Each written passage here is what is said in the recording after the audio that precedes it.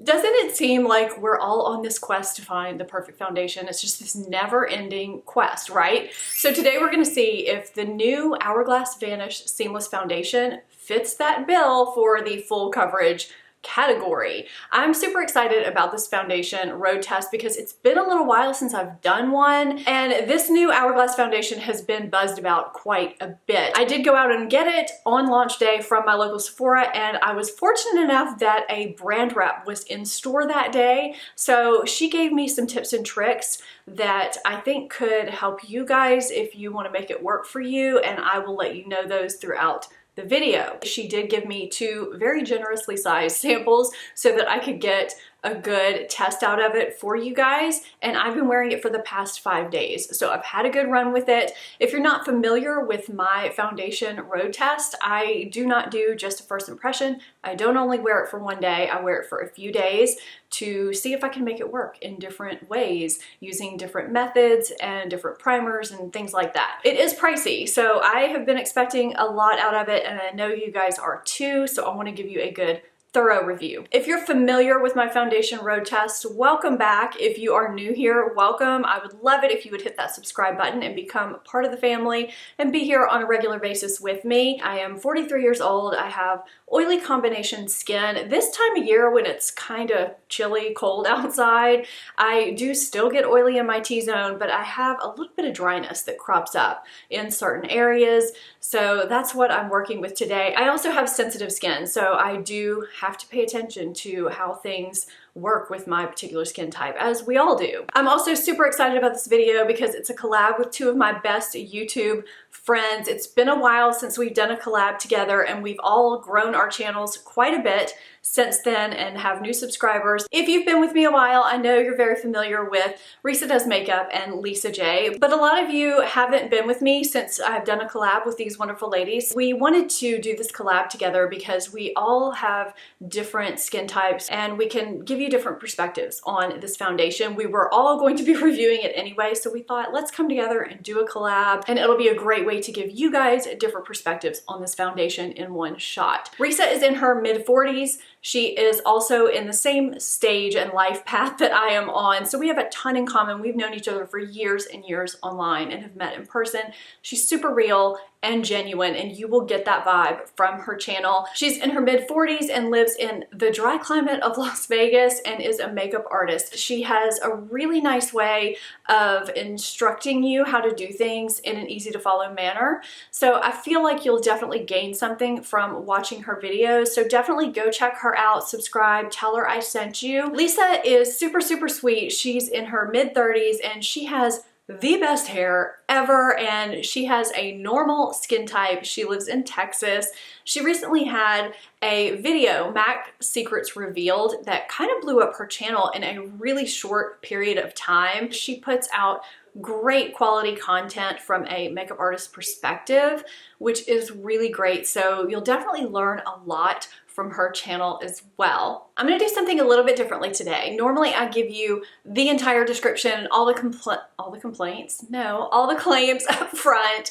Today I'm gonna give you what I think you need to know up front, kind of the nuts and bolts, and then at the end in the summary, I'm gonna give you the more thorough claims, and we'll see how my experience compares with the claims. I think that's gonna work out a little better and it'll keep things more streamlined. Okay, so I am in the shade Ivory. That's what I was matched to. It's described as light medium with a cool undertone. It's pretty yellow. You'll see that when I'm applying it. I would not say it has a cool undertone at all. I am light medium with a warm undertone in all my foundations. If you are too, my foundation shade match list is on my blog and it lives in my description box, the link to it. So that is down there if you want to check out my other foundation shades. The price of this foundation is $56 for 0.84 ounces.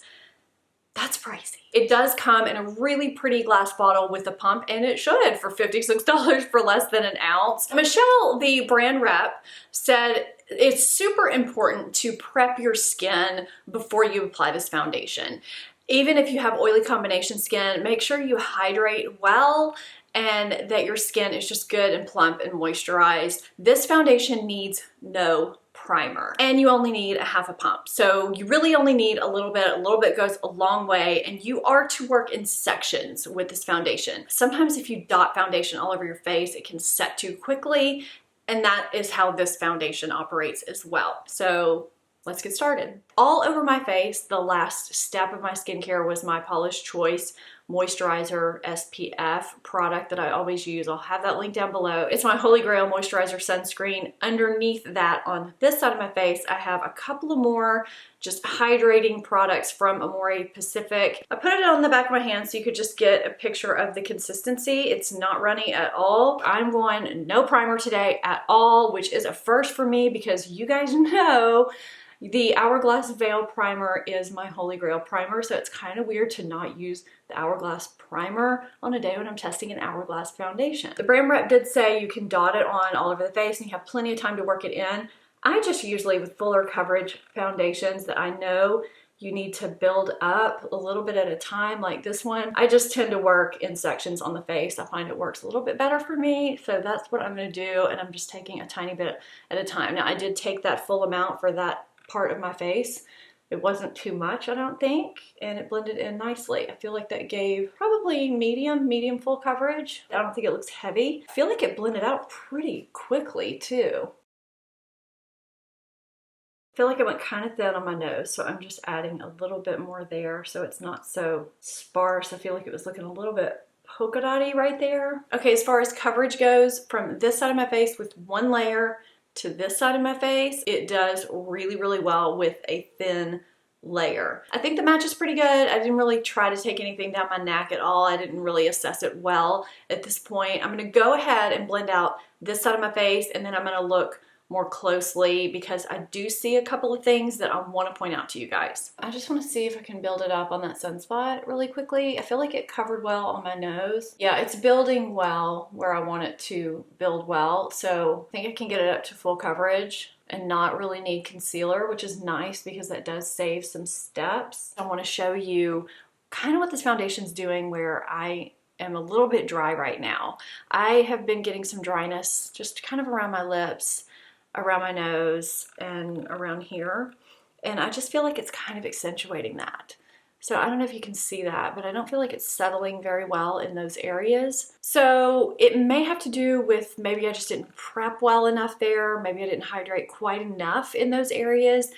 This is the first day I'm trying this foundation. I'm gonna be trying this foundation again. I'm gonna come back when my makeup's done and just kind of show you what we have going on for today. I've finished everything, and what's interesting is that a couple of minutes after I applied everything, when everything looked really dry, it started to settle in and look better around those weird spots.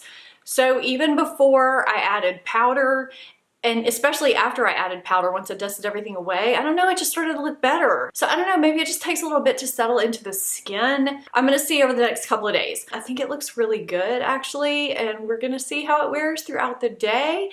I will keep you posted. I'm gonna start off with the summary by saying that every day when I applied it, I've applied it for 5 days now. I didn't have problems blending it, but I did apply it in sections. Actually, no, there was one day where I did dot it on my face, and I didn't like that application nearly as much. I just liked dipping back onto the back of my hand so much better than dotting it on. The description of this says, it's a highly concentrated liquid foundation designed to deliver instant full coverage with just half a pump, no primer needed. So let's talk about that. I do think that it gives instant medium full that is buildable to full. I don't think when you use a small amount that you do get instant completely full coverage. I was able to build it and layer it. It says coverage is full, so we just talked about that. The finish is natural. I do not agree with that at all. I don't think this is a natural looking foundation no matter when I've applied it. I have applied it without a primer as instructed.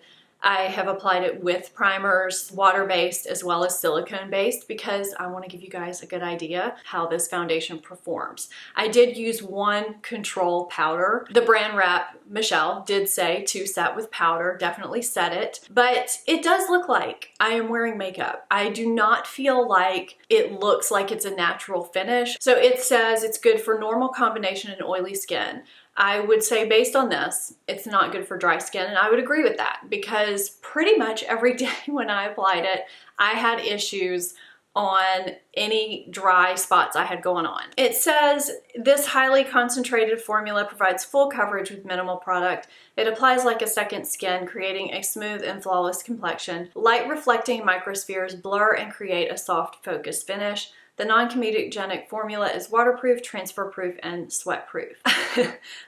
I love Hourglass. I really overall have had great experiences with all of their products. So this is a product that I went into really wanting to love. I will not be buying a full size of this foundation, and I will tell you why. I have oily combination skin. I've talked about my dry spots already. I tried it without a primer. When I wore it without a primer, I feel like it just kind of broke apart on my face no matter how little I applied, no matter how much I layered it. No matter how great it looked after I applied it in the morning, I just felt like areas around my nose, around here, especially on my chin, I just always felt like it looked like, I was wearing makeup and my pores would just always get kind of polka dotty looking. And not that powdery polka dot looking, like pinholes. Really strange. Like I feel like never one day did I look at my face and say, oh my gosh, it looks really great and airbrushed.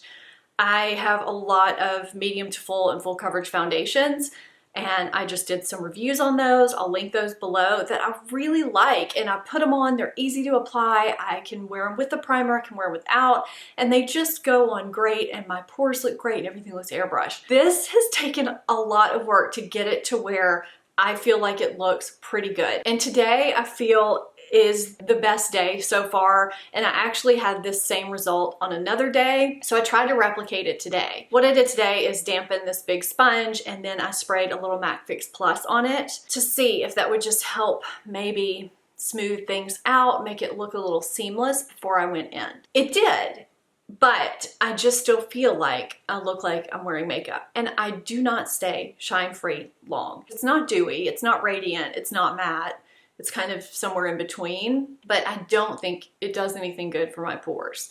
I will also say this waterproof, transfer-proof claim, it does not hold true for me. I have had some sinus issues the past few days, and I have blown my nose a lot, and you could see from the check-ins that it just came right off. Like I would even just take a tissue and barely wipe my nose and it would just completely remove the foundation. If I blotted my face lightly with a tissue, I didn't use blotting paper because I wanted to see if anything came off on the tissue, there would be makeup on it.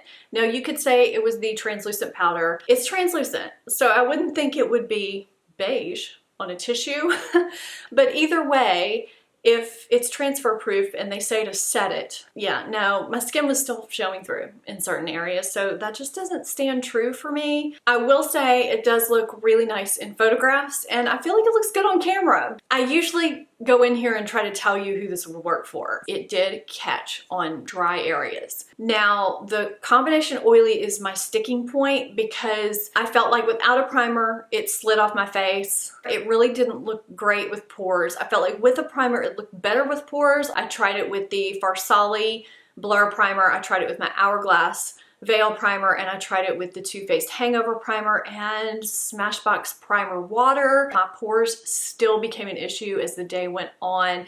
I still had breakthrough shine, and it still transferred. I just am having a problem figuring out who this might work really well for. It might work well for normal skin. So for that reason, this foundation road test was a fail for me. I hate that so much because I do love Hourglass. I wanted this to work so well. I hope that that was helpful for those of you who do have skin like me or other types that I did touch on. If you want to see my top foundation picks that I do keep updated, I have a playlist I will link down below. I'll link it up here as well somewhere so that you can check that out. Let me know if you're planning on trying this, what your favorite full coverage foundation is. I'd love to see those down below. If you're not subscribed to this channel, please hit that subscribe button and check out Risa and Lisa's channels as well. Tell them I sent you, subscribe to them too. Thank you guys so much for watching, and I'll see you next time. Bye-bye.